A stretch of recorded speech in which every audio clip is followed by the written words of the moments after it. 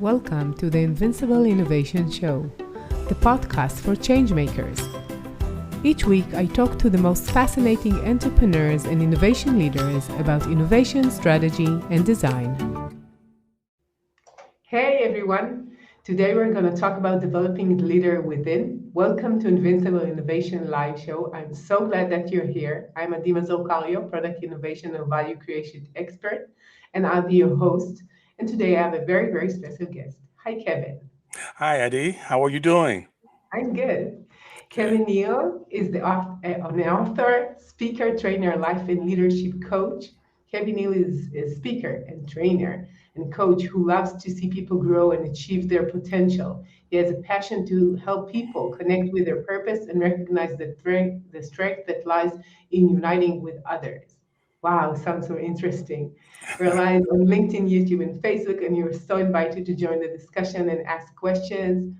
So let's start with what is this leader within us? What do you mean when you're saying leader within?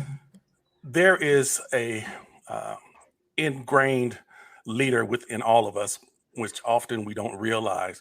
Um, we're we're created to lead, first of all, ourselves. Most people don't understand what leading yourself means, and if you cannot lead yourself, you cannot lead others. What there's something that I tell people all the time. I say that uh, you can't lead yourself if you don't know yourself. And I've realized that a lot of people go through life not realizing who they really are. They don't understand their story. And one thing about understanding your story is knowing what made you who you are, knowing where you come from, knowing what drives you. And I I tell people this, that all of us are in um, if we really understand that we are read by all people each and every day, we are books. And Yeah. I say that because each day we're writing a new page in the book. Yeah, But and we are the writers. yes, We're well, writing it. yes, the problem is though, is that most people don't write their story. They read their story. Yeah, They allow other people to write the story for them. Um, if you look at often people will follow a path that has already been planned for them. They've been told this is what you should do. They've been told this right. is where you should go to school. This is how you should follow your life's plan. But actually, that is not what their heart tells them they should be doing. That is not what their heart tells them they should be going. What they're doing is following someone else's plan. And if you're doing that, you're not the headliner of your story. You are only a afterthought. You're someone who's thrown in there by someone else. So you're not actually writing your story. You're allowing somebody else to write your story, and you're becoming an extra in their story. Yeah, but when I think about, like, I totally agree, but most people would say, okay, we're part of a society, part of a group, we're part of a family, we have parents, we have friends, and we want to make other people proud of us and to be part of what their story is and what they think. And Hmm. most people would try to make their parents proud Hmm. and make them happy, right? Hmm. And they don't see it as something bad, right? They say, okay, I want to do something good. That's a good thing Right. to make your parents please. I agree. I agree totally. We all want to make those that we love proud, but when it comes at the cost of our own happiness, when it comes at the cost of our own fulfillment, because that's what we're talking about, fulfilling our lives purpose. And when someone else's desire for us or someone else's plan for us impinges upon our own purpose, then it becomes a problem. So Yeah. we have to figure out what is our purpose, what am I called to this earth to do, and what makes me fulfilled. And if what my mother wants me to do, my father wants me to do, my friends and family want me to do, even the society around me, if that's impinges upon what fulfills me, then that's a problem. Yeah. I totally agree. You know, I have like four kids, and three of them are teenagers, and we have lots of discussions of like it's kind of obvious what they should do. They Hmm. need to be good in math. They need to be like in tech. They need to make money. Right. That means that they are successful. Like there Hmm. is this very clear path, which is success, Right. Right. and we're having these discussions, and it's much more frightening to find out yourself if you don't Hmm. have these guardrails, right? Right. Right. But I think we should understand that um, success is defined differently by everybody. Right. I cannot follow your definition of success, and because what I'm going to do is compare everything that I do all of my life to what you consider is success. And if I don't measure up, it leads to low self-esteem in me. It leads to me feeling like I'm not good enough. I'm not doing what I should be doing. But when I develop my standard of success, then I can follow that. And I'm not competing against anybody. I'm not comparing myself to anybody. The only person that we should ever be comparing ourselves to is the best of us. So Yeah. I compare myself to how how uh, how much better I can be. Okay, so if I'm not doing everything to the best of my ability, then I need to pull up. Yeah. But I can't measure myself to somebody else because nobody else's story is my story. Nobody else's Yeah. path is my path. Yeah. Like when I think about it, like we're always comparing ourselves. It's like Yeah. something innate in the way that we perceive reality by Hmm. comparison. Like they're Right. better, we're less, they're more, we're more, whatever. It's always compared to something. And it seems to me that our society has this very strict rules of what is success. What is a Hmm. successful person?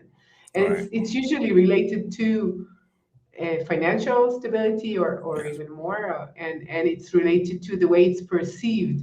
Like Hmm. if somebody's famous, he's successful. Right. If he has really good pictures on Instagram, they're probably famous. If they're thin, they're probably successful. Right. Like it's all these things which are external, right? Hmm. It could be seen and it looks like that, but Hmm. as I perceive, because I'm not a teenager anymore.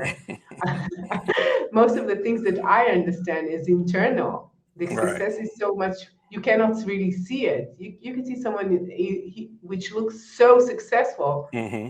but actually he feels really bad inside. Right. Right. And I think that often, especially in this day of social media, it has created this uh, this sense of success and this sense of achieving that is really not true. It's a fake sense of success and achieving, because what people do is they'll put a highlight reel basically on their Instagram, a highlight reel on their Facebook. That is only showing you the good things that have happened. They're not talking about the bad Sure. things that are happening, the things that they're dealing with. And that goes along back to our initial question about leading ourselves.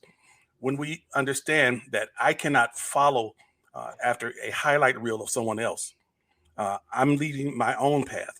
I'm traveling the path that I feel has been designed for me, and that will lead me to my destiny. Otherwise, if I try to follow somebody else's path, follow their Instagram, follow their Facebook, and so forth, and try to keep up with that, I will always feel like I'm underachieving. I will always feel like I'm not doing enough. Yeah, but don't you think people are saying I'm getting inspired when I would say that my kids are into baseball all the time, Hmm. and they're talking about like I know LeBron James, whatever. And I hear about LeBron James much more than I hear about my neighbors and people around me. Like the name is like so much in my ears. Right, right. I Yeah, understand. but it looks that if you know what you want, you have the grit, you have the talent, you're going through life and you're doing what you want to do, it Hmm. looks like an inspiration. It's not like I cannot be LeBron James, but it's like I'm inspiring to have what he has.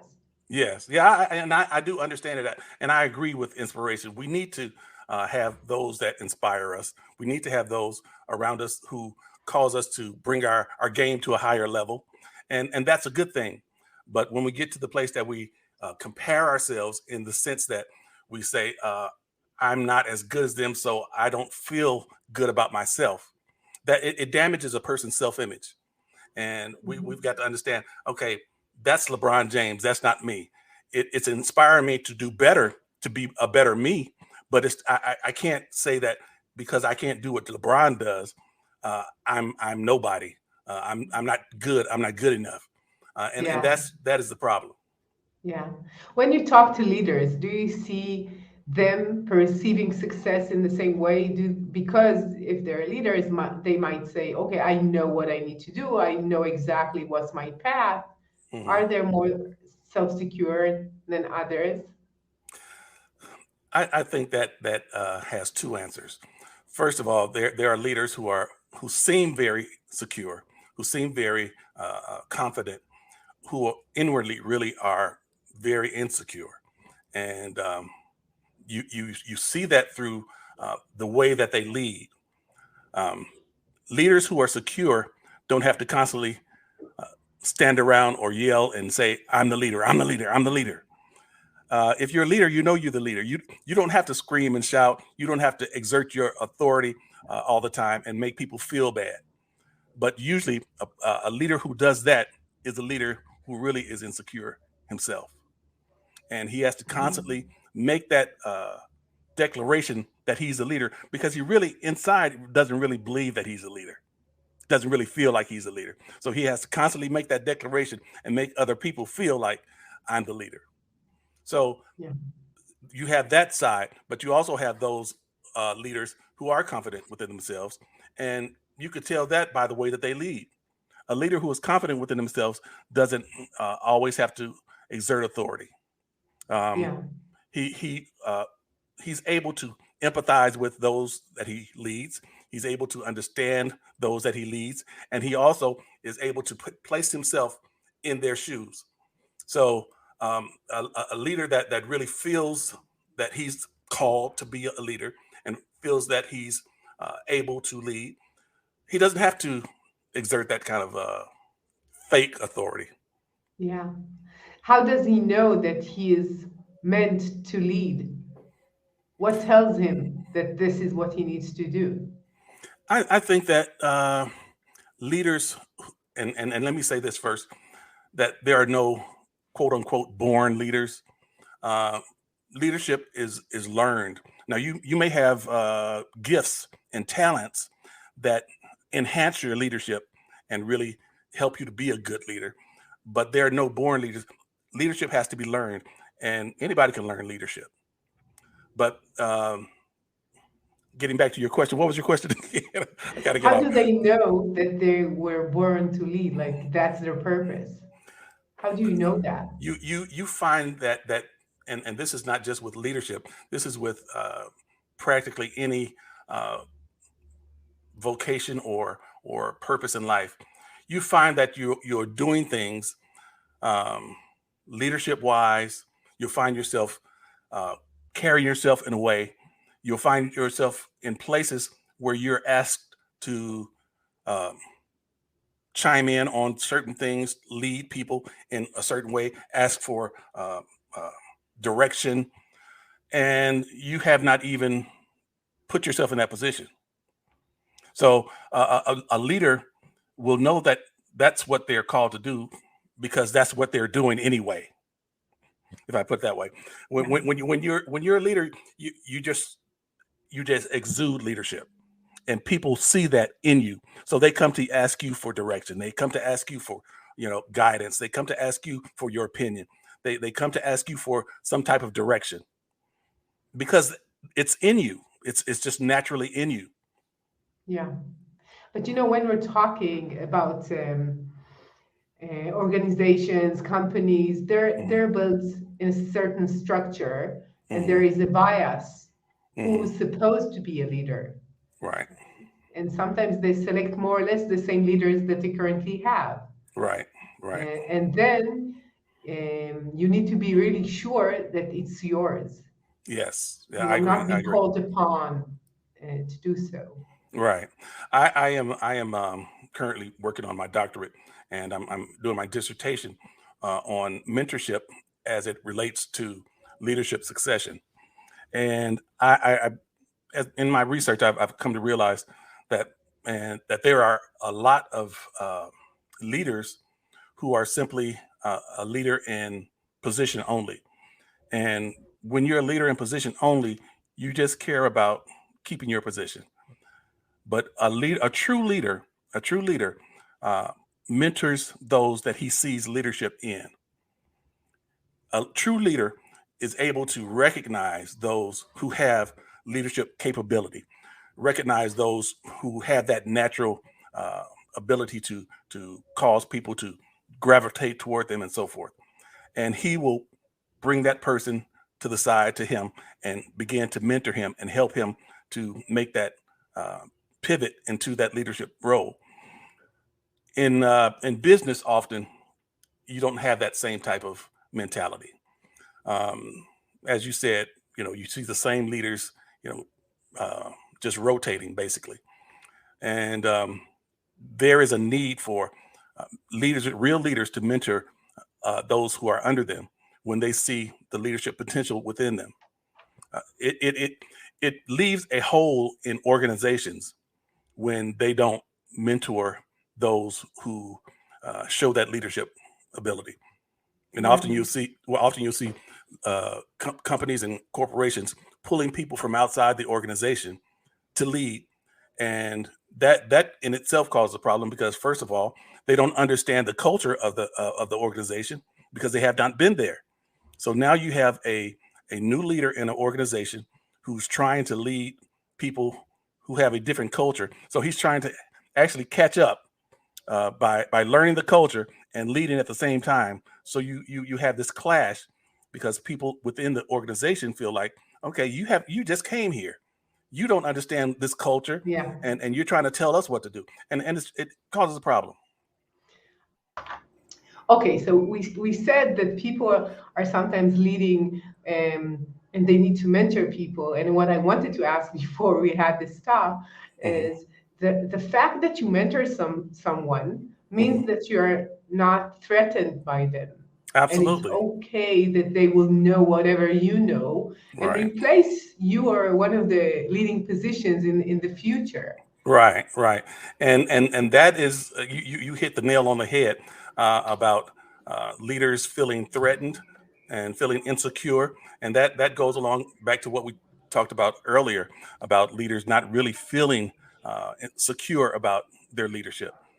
If you're not as secure in your leadership, you might feel threatened by someone who has leadership abilities, and they may have leadership abilities and gifts that you don't have, and therefore it makes you feel kind of self-conscious and feel like maybe I shouldn't help this person because they are more uh, in a place where I am not. So that is a difficult I guess pill to swallow as a leader. You have to be Yeah, in, you have to be in a place where you're not threatened. and it's related to what you see in yourself. If you're sure that this is your story and you're building your story and Hmm. this is how you perceive your career, it's okay that you pass on your knowledge and you mentor others. Right, right. Whether if you see it as like me and my um, I need to go through that, I need to go and step on this ladder Hmm. going up and up, and I don't care about people I leave like behind. Right, It right. means that I will be less prone to mentor anyone. Yes, and we have to look at, and I'm speaking of leaders. Leaders have to look at themselves as being not a permanent leader or not in a permanent position, but look at themselves always as being an interim, because Yeah. we're never going to be in that leadership position forever. None of us, whether it be through retirement, whether it be through death, whether be through a catastrophe, we're never going to be in that leadership position forever. So we have to live like that. Okay, I'm not going to be in this position forever. So if I care about this organization, if I care about this company, if I care about this group, I'm not going to uh, put them on this road to be in a place where when I'm gone, leadership just completely dissolves. I've got to put them in a position where if I leave, whatever the case may be, it will be a smooth transition from myself to the next person that comes in. Yeah. I think that most people don't think about the company, the organization first. They're Hmm. thinking about themselves and how can I Right. prove myself as a big leader and take this company forward and show that I can and show my abilities and praise Right. myself, right? That's Right. what comes to my mind. And Yes. Yes. And yeah. I understand that a lot of leaders in positions um, don't care about the company. They just care about themselves. They care about um, the bottom line as far as the economics and the prestige and so forth. So you have to look at what is the motivation of the leader. What is your motivation for leading? Are you really concerned about this company, this group, this organization doing better, or are you concerned about you, and that's all? And when you have those kinds of leaders that are only concerned about themselves, it's terrible. It's a terrible leadership, and the group knows that the leader is only thinking about themselves.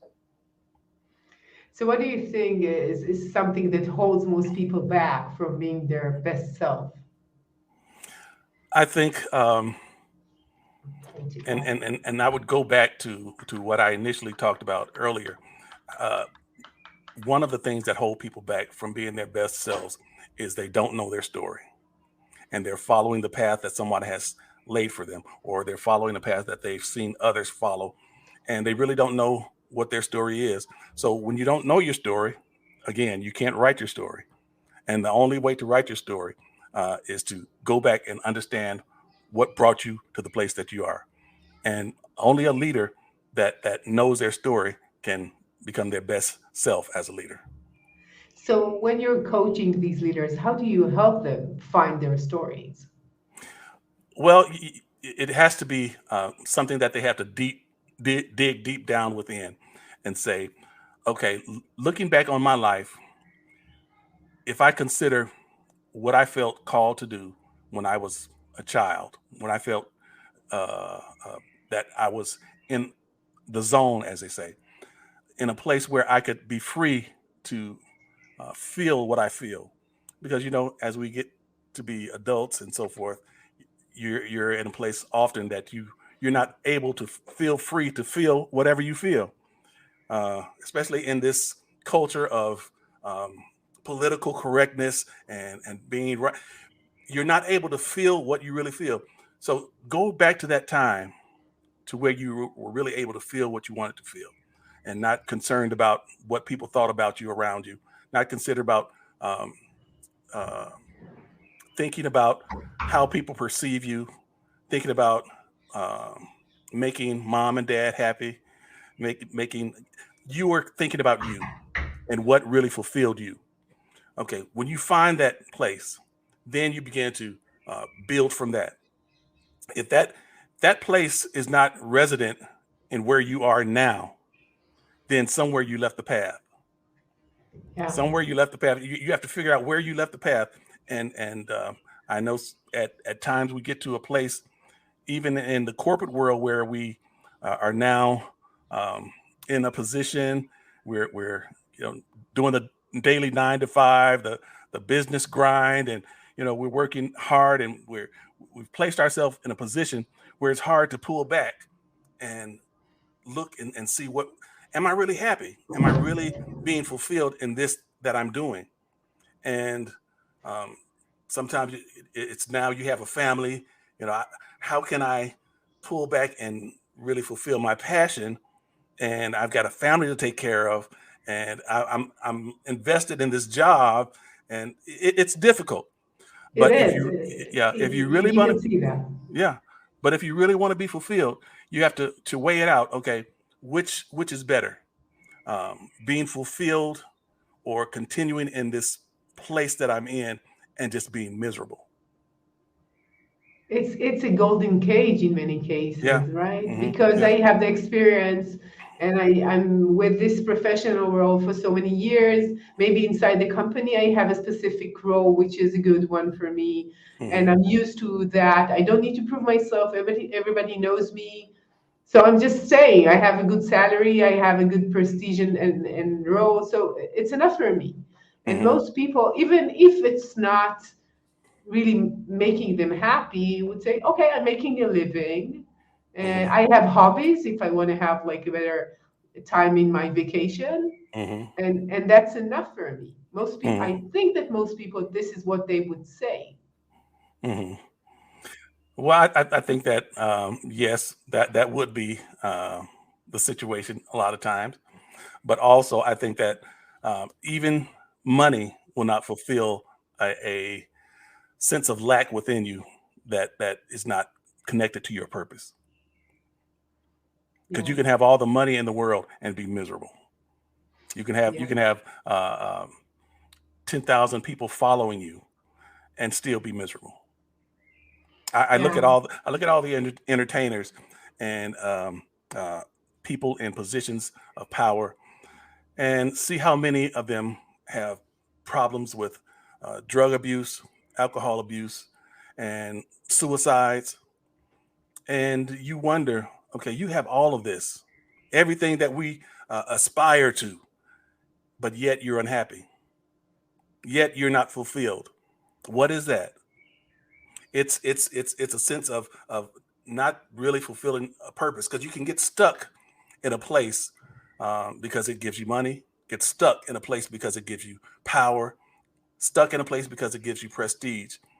But that if it's not your purpose, if it's not lined with who you are, with who you've been called to be, then you'll be miserable. And I would take miserable and without power, without money. I would take that all day. I mean, I would take miserable. I would. Let me start over. I would take fulfilling my purpose and being happy and being fulfilled over being miserable with money and power all day. yeah. I totally understand, and it's related to what I said about the culture, telling you that once you have that or Hmm. that, it doesn't matter. Once you have Right. money, you have that car, you have this position, you weigh this much, whatever. It doesn't matter what Right. is society telling us. We believe that once we have that, Yeah. we'll Hmm. be happier. We'll get there. Right. And most people are not thinking about their own purpose. Hmm. I think that most people are thinking about how do I be the best version of what I think I should be. Hmm. What is success? Right. And it comes from outside, and it's something that is so ingrained in the way that we perceive the world, Right. that just stopping for a minute, from Hmm. this, rat race, stopping for a minute and just Hmm. thinking, and you see many people doing that from the time of the corona. They just stop. Hmm. They had no option and they Yes. stop, Right. and then they say, okay, where do I want to go? Hmm. Where do I want to reach? What's important for me? Right. And I see many people thinking about it. It doesn't mean that they left their job and did everything that they wanted, but Hmm. the question mark was raised. Yes, yes, and that was a good thing. It forced people to stop, take a look, and reevaluate. And they had a lot of people to leave jobs and become entrepreneurs. A lot of people to decide to, okay, I'm going to take my 401k. I'm going to travel the world or whatever. Uh, but just like you were saying, this culture that we live in keeps us so wound up, keeps us so like on the hamster wheel that we don't have time to stop and think. We don't have time to stop and look at life in another way. And I just finished a book. Uh, it's called Embracing Your Superpower. It's about um, reactivating the power of imagination, and that has been something that has kind of dwindled um, in our culture. We don't celebrate imagination anymore.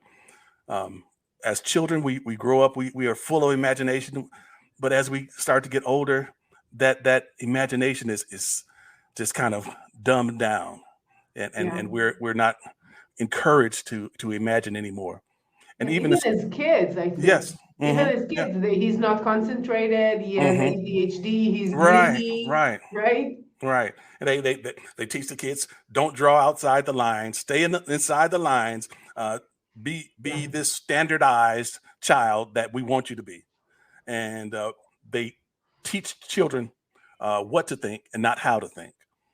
And the problem is you grow up with adults who have had that ingrained experience. And so now they hardly imagine at all. And the only innovation that comes, and I say this because there's so many things that we need in this world, so many innovations that we need, so many breakthroughs that we need. And it's only going to come through imagination. Um, if we don't imagine, if we don't uh, go outside the lines, if we don't tread paths that have not been tread before, we'll never come up with those cures for diseases, the innovations that will help us in our daily lives, the innovations that will change our world. We'll never have that because no imagination. Yeah, I totally agree with you about the imagination. I think that, especially now when I think about AI, Hmm. and when it comes and all the mundane tasks are done already, Right. and the Hmm. things that are easy to do, which is something that you do over and over again, the Right. same, Hmm. without any imagination, AI Hmm. could do much better. Even Hmm. creative things they could do much better, right? Right. Hmm. So I think that we need to rethink about ourselves as people in this world, not only as human resources for a task or for a company or for someone else to make money out of Hmm. our jobs Right. and our time. Hmm. And even this is what we're thinking about the career part Hmm. and our spare time. We could think about our time being utilized for advertising in social media, in media, whatever. Hmm. We're eyeballs for them. So in both Yes. sides in our lives, we're just consumed as a power that somebody else is using. Right, right. And our brains have become lax. Our brains, we don't use it as much. So um and as I was doing my research for this book, I found out that the brain is just like any muscle in the body. If you don't exercise it, it won't get stronger. And also, the brain naturally doesn't want to exercise. Just like our body doesn't naturally want to Okay. exercise, you have to force it to. And when you don't force it to, it'll continue to use the same routes that it always uses because that's easy. And Yeah. so when we don't do that, and I asked someone not too long ago, I said, um, how many phone numbers do you remember that are in your phone? And they said, one, One. my own phone number. You remember the days when we would remember several phone numbers? Just right off the Yeah. top of our head, we knew them, but we don't have to do that anymore. So our brain doesn't function that like that anymore. But we've got Yeah. we've got to get to the place where we understand we've got to exercise this muscle of our brain, or the more that we uh, leave it and don't exercise it, the less, I'll say, intelligent we become.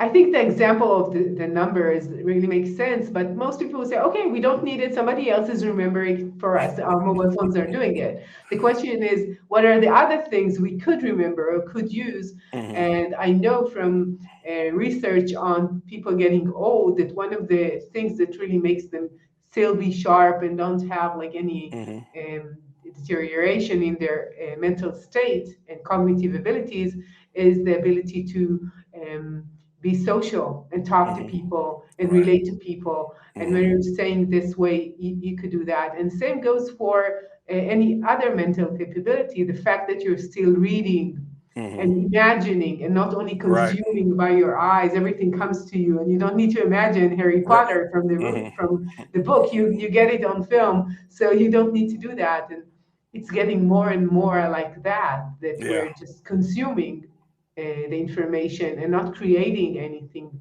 for That's it. ourselves. That's it. which is much easier. Hmm. When you said about this muscle, I have three teenagers, and one who is almost a teenager, Hmm. and I totally understand what you're saying, because you just need to force them to get off of this media consumption, and Hmm. now you're without it. What would you do? Right. You don't have anyone to tell you their own story, their own point of view, the way they see life, the Hmm. way they perceive and imagine the world. You need to do it by yourself. Right. And, Right. and, and when we were young, we had so much time. We were bored. Right. Sometimes Hmm. you're bored. Hmm. Now kids are not bored Yeah. anymore. It's Yeah. like, There's so much media that they fill their heads with, that they don't have to be bored, but their bodies are lacking. Now they don't have strength, they don't have stamina, they don't have the will to do, because now they're playing video games, they're in their social media. It's and that is taking away from what they could be. yeah. And they don't have the time even to imagine what Hmm. they want to be. We're Right. thinking about it. It's not Right. even imagining, other than taking other people's point of view or dreams That's it. that they created. So when you talk to people, you could do like in speaking or in coaching. What are the main things that you're working together on? Like, Well, what when are I the points people struggle with? one of the points people struggle with, as it relates to leadership, is that excuse me, their confidence level. Um, as we talked about earlier, people who are or have been brought up in a culture that tells them what leadership looks like, tells them how leadership should be, which in most cases, many of the people who are trying to tell uh, leaders how to be have not really themselves been taught and trained in how to lead. So you're picking up crumbs from someone who has and don't get me wrong, and I don't want people to think this. I'm not saying that if you have not been trained or if you have not had um, education that you cannot lead. That is not what I'm saying. But what I'm saying is that um, if you don't if you don't have the experience and you have not built yourself up in leadership, then it's hard for you to tell someone how to lead. Um, my mentor John Maxwell says that a leader is one who knows the way, goes the way, and shows the way. So you have to first know the way. You have to know the direction that a leader should go, and after you learn how to know the way, then you go the way yourself. First of all, the first thing is leading yourself. I go the way, and then you show the way. You don't keep it to yourself. You don't hoard that knowledge. You share it with those around you. Share it with other leaders. But if you don't know the way, and if you don't know the way, you're not going to go the way. But you have people who don't know the way, don't go the way, and are trying to show the way. So Yeah, that is the thing that we're trying to get to, is first of all helping people to know the way. Okay, what is leadership? What does it mean? And again, my mentor John Maxwell says that leadership is influence, nothing more and nothing less.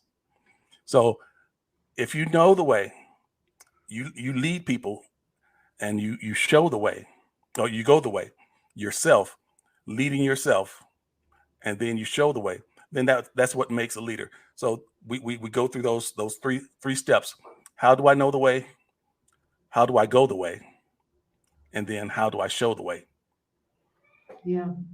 So it goes back to the fact that it comes from within. Yes. Most business schools will tell you about the outside, like the finance, the way Mhm. that you manage people, the way Right. that you are getting there. Hmm. And it's not about me and my story, the way I perceive my own life, what I want to achieve, what is meaningful, what gives me a sense of purpose. Hmm. And most people don't think about it. I don't know, maybe in business school today, they do have some kind of that, but I never heard about it.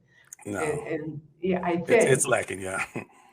It's Yeah. really lacking in education, and it's something that often leaders have to learn outside of the school, outside of education, um, because they don't teach that. They teach the fundamentals of um, business, finance, and that kind of thing, and they really don't get into um, the essentials of relationships, the essentials of people skills, and those kind of things. Those are the kinds of things that you have to go elsewhere to find out. Yeah. But when we're talking about purpose, we're not saying about I want to be rich or I want to be famous and I want to be the CEO of the company. We're Right. talking about something which is more inherent and it's more essential for me. So give hmm me an example of a process that you went through with one of your the people that you coached who Uh, went from outside to inside. okay. Well, there's a case of a young man that I was coaching, and he seemed to have everything together on the outside. Um, he had been in the military. He had gone to school, and but he sensed that there was something else for him to do other than the natural progression of leadership, uh, and he, I guess, to a degree, was afraid to follow that because again, we get caught up in that. I want to please people. I want to please mom. I want to please dad. I want them to be. Uh, I want them to be proud of me. Right. So, but when you dug down deep into what his heart was telling him, he came to a place where he realized, okay, I appreciate the things that success will give me as far as um, what people say success is, but the freedom that I feel in doing this other thing, it may not line with what other people want me to do or other people think I should do, but it brings me peace. It is my connection with the world, and he saw that, and he decided, okay, I'm going to take a different path. And he was like I say, a fairly young man, um, in his 30s, and he decided to make that change and said that I I don't care now what people think or what people feel. I have decided to follow this passion that's within me because that's where I know that I connect with the world. And I know that if I follow that passion, things will work out eventually. And that is one thing that I have found out. We think that if we follow the path that is already paved, that is the road to success for us. But if you are successful in the eyes of the world and are unhappy or unfulfilled, that it doesn't match up. But I found out that if you follow your passion will always fuel your success. So if you follow your passion and you're diligent about it, it will fuel your success. Yeah, I think that most people don't see the power of enjoying what they're doing hmm and feeling that it's your purpose. And when you meet people that you see they're so enthusiastic about what they're doing, hmm you just sense that they're just happy to wake up in the morning and go to do this position and go to Right. do this specific project, Right. whatever. And it makes you, and sometimes you feel that, yeah, I want to join them, I want to be hmm part of that. hmm And if we're talking about leadership, making people want to be part of your vision, of your the way that you perceive or imagine the future of the company, you cannot do it without enthusiasm and Right. without being fulfilled with what you're Yes. doing. And you think about how many people wake up every morning dreading going to work, and they Yeah, may be high executives, have plenty of money, plenty of what society calls success, but just dread going to work every morning. yeah, That's a terrible place to be. yeah. And you know that there are more suicides on Monday. There is the Yeah. song, right? hmm And I think that just thinking about it, that we believe that we would be happy and we would be content once we have something. And sometimes when we reach there, it's so disappointing to find out that it's not there. Right. You got to the point and it's not there, right? Yes. So, so we're almost done. I just want to ask you one last question. What is your number one tip for leaders?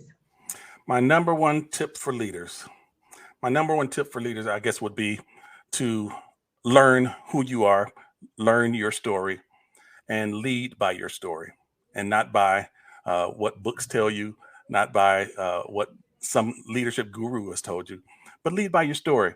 Because when you lead by your story, you can connect with people. When you connect with people, people feel it and they will follow you. Yeah. Wow, it's been really inspiring. I really enjoyed our talk. And you see my dog on the she enjoyed it too. I was wondering, is that your dog? It's a beautiful dog. Yeah, you see her? Like, Yes. She's so happy. Where could people Yes. hear more about your work and what you do and contact you? You can check my website. I am on my website is kdnealbuildsbridges.com, and you can check my website, and all of my information is there. Wow.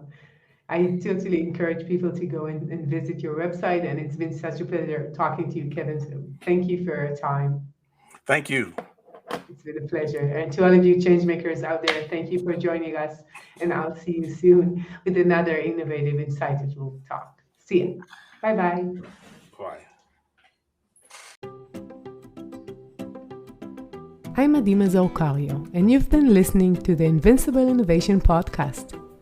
Make sure to visit our website, invincibleinnovation.com, where you can learn more about our programs and my book, Innovating Through Chaos. I'll be waiting for you next week in our next episode. Thank you for listening.